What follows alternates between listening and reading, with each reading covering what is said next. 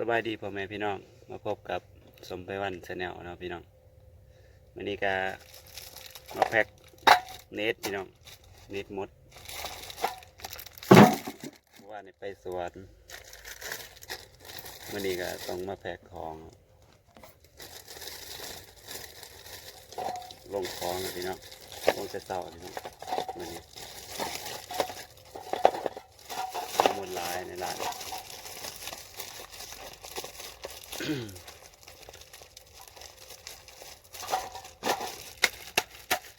ง่ายเลยคือเวลาเก่าเนาะเกินตีสี่นะพี่น้องเอางานตีหาเชิงคือ5 โมงเช้าพี่น้อง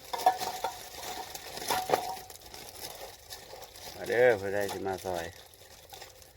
มาแพ็กซอยพี่น้อง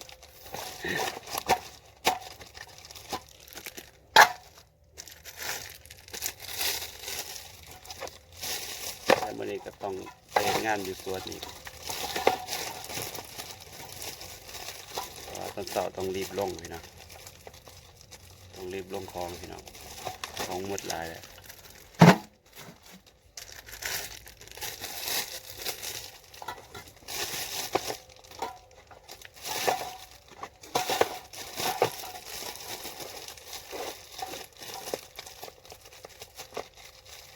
มันบ่มีเป็นแบบ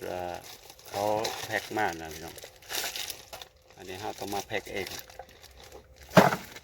มันก็จะสาดเนี่ยเนาะ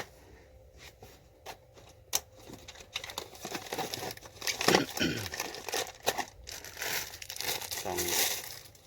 แพ็กอย่างละ6 กระป๋อง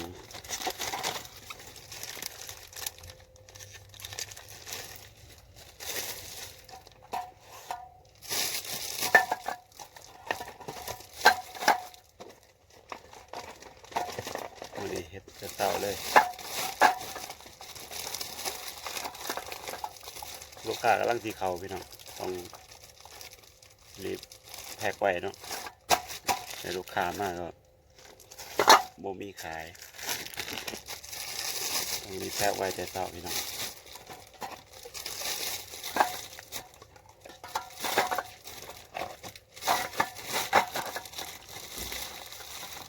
เดี๋ยวซ้ายก็บริยูในหลาดเนาะก็ต้องไปเฮ็ดงานอยู่สวนอีกกินข้าวแล้วประมาณ8-9 โมงก็ต้องไปสวนอีกไปสวนกับไปเขาให้ไปขุดต้นกระถินเนาะต้นกระถินมันขึ้นวันนี้เอาอะไรบ้างครับเจ๊เนี่ยครับเอาไหมครับยังอยู่แล้วก็กาแฟ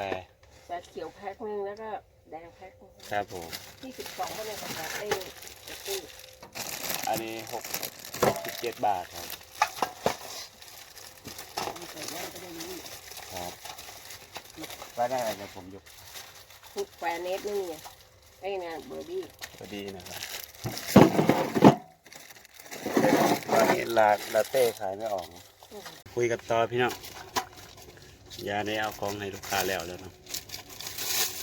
ลูกค้าเขาก็เริ่มเข้ามาแล้วลูกค้าเขาถือเขาประมาณช่วง6 โมงนะพี่น้องลูกค้าเริ่มเข้ามา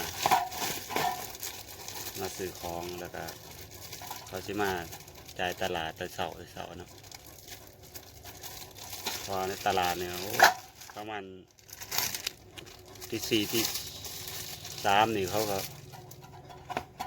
ที่หาเดี๋ยวเขาเริ่มลูกค้าเริ่มซื้อของจ่ายตลาดซื้อของสดนะพี่น้องในตลาด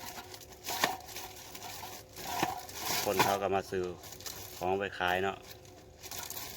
เป็นบางทีก็จะลูกค้าร้านขายของซ้ำบางทีพี่น้อง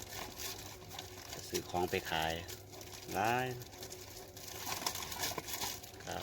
ม้วนเนาะแต่เช้าเนาะก็ลูกค้าเขามาสิเนาะ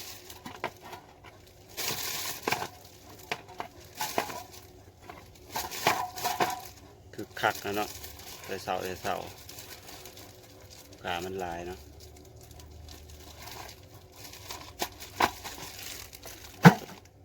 ต้องรีบจัดของเลยมื้อนี้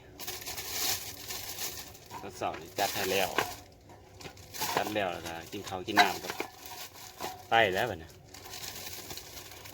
ไปสวนพุ่นแหละ มีงานหลายอย่างพี่น้อง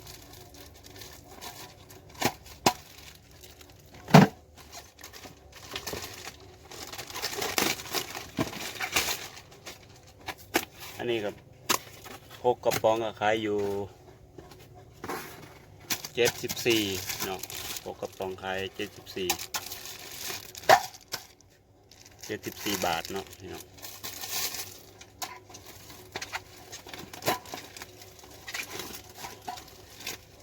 แต่เป็นถาดกับโบหูเนาะถาดกับ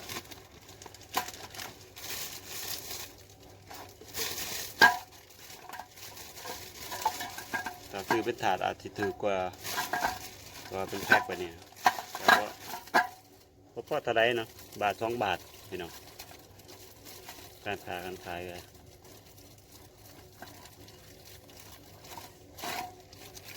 เป็นกับคิดว่าแพงเนาะพี่น้องก็คลิปนี้ก็จบเพียงเท่านี้เนาะพี่น้องเนาะก็เป็นคลิปทักทายพี่น้องเนาะถ้าเมื่อนามีคลิปดีๆก็สิมาทำคลิปให้เบิ่งใหม่เนาะพี่น้องเนาะก็ฝากติดตามช่องสมไพวันชาแนลเลยเด้อพี่น้องเด้อกดไลค์กดซับสไครต์เพื่อเป็นกำลังใจเด้อพี่น้องสบายดีสวัสดี